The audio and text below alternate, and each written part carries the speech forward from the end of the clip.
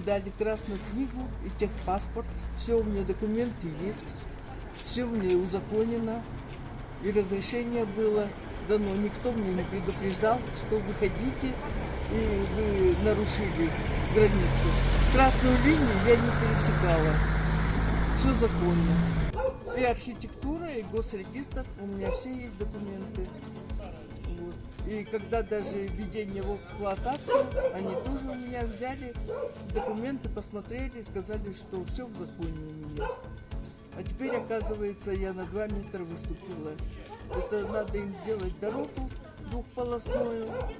И поэтому вот мой дом. Я пенсионерка, я не имею средств, чтобы сейчас убрать часть дома и восстановить.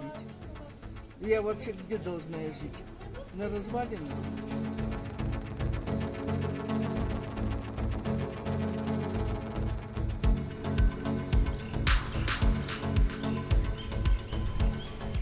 Если калитку откроешь со двора и сразу на дорогу, это вообще неправильно. Должны быть с двух сторон тротуары для населения.